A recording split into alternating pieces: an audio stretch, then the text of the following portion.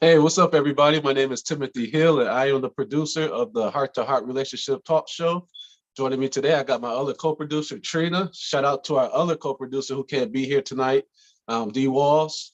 And as you know, February 22nd, we have the virtual Heart to Heart Relationship Talk Show taking place. Today, we have one of our panelists, Debra Hamilton. Hey, Debra, how you doing? I'm great. How are you guys doing tonight? Doing well, doing well. Very looking forward to this show. We know you've attended one before, so this time we get to have you as one of the panelists, and we definitely look forward to seeing, what you got to bring as far as your advice. But before we get started into the interview, could you please let viewers know who you are, what you do, and where they can find you? Sure. I am Debra B. Hamilton, and I am your relationship and intimacy coach. I am CEO and founder of Nurture Your Love. I'm an international speaker, as well as the author of Mastering Communication in Your Relationships and Marriage.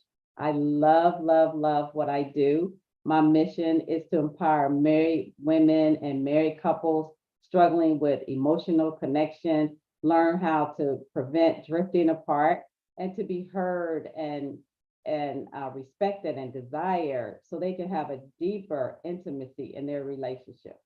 And you can find me on Instagram on Nurture Your Love.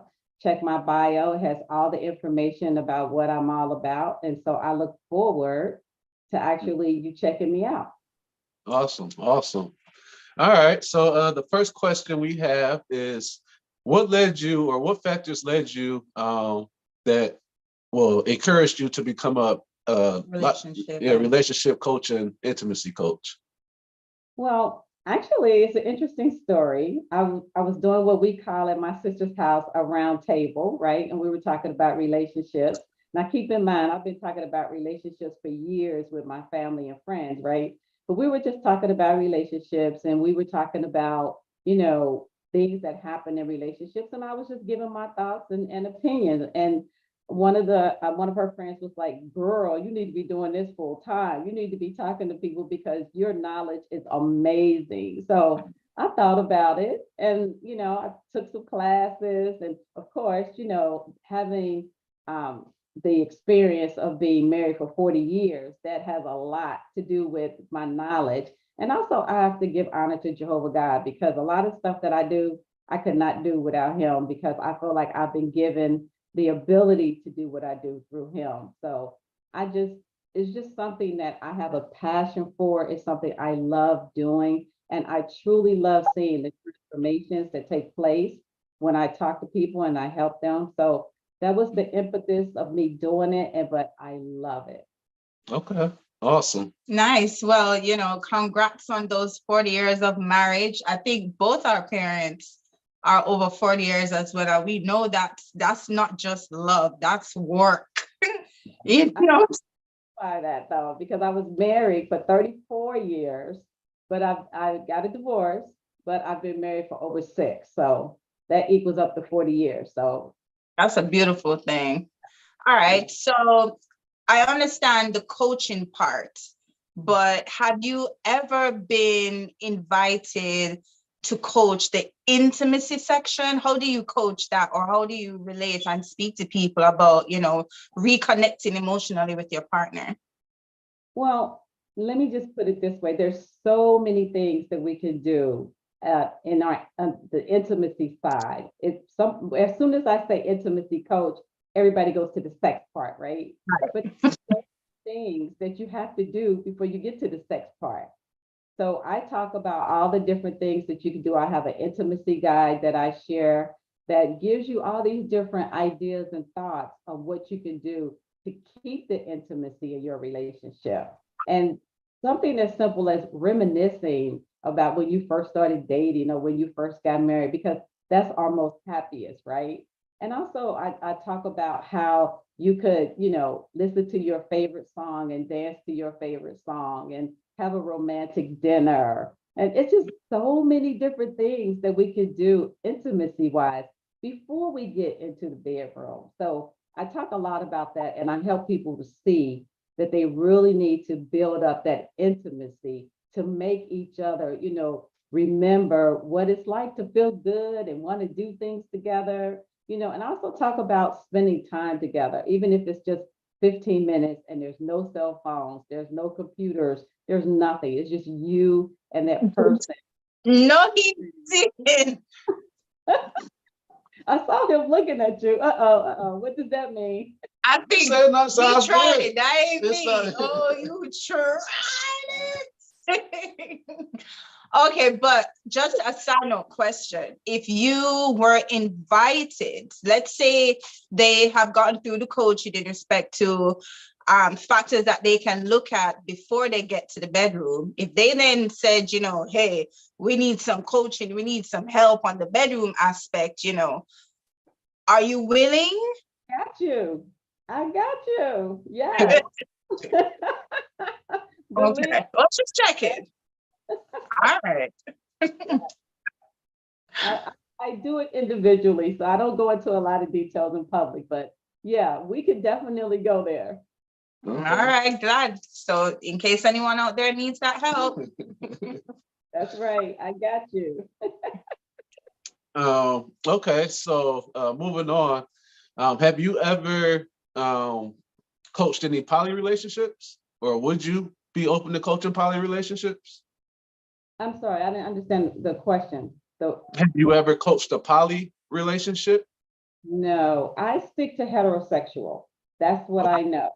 And that's Okay. what I stick to. And I'm just being honest. I stick to heterosexual because that's what I know. And I don't want to give out information that I'm just not clear about. I'm just not clear about that type of relationship. So I don't do it. Okay. Well, that's good to know, because some people might have been wondering. You never know. Right.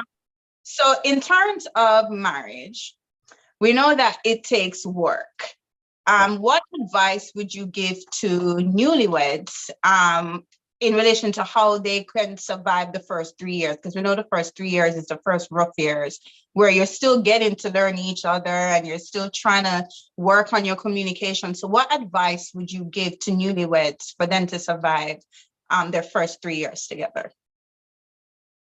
I might surprise you, but I'm so different from everybody else. I truly believe in knowing you, knowing yourself.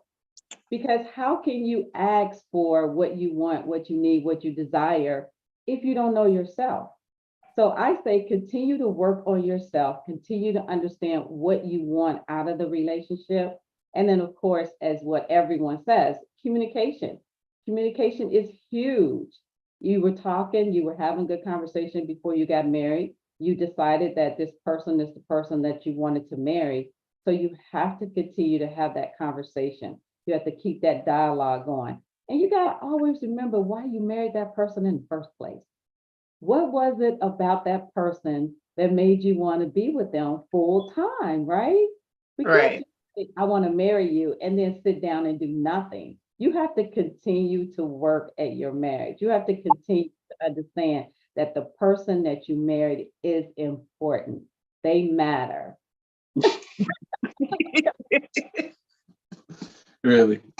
I'm just kidding. She came up with that question, by the way. Anyway, February 22nd, we have the Heart to Heart Relationship Talk Show virtually. So it's a free event. If you haven't already, go ahead and get your tickets on Eventbrite. You do have to get a ticket in order to get into the show, because that's how we're going to send you a link.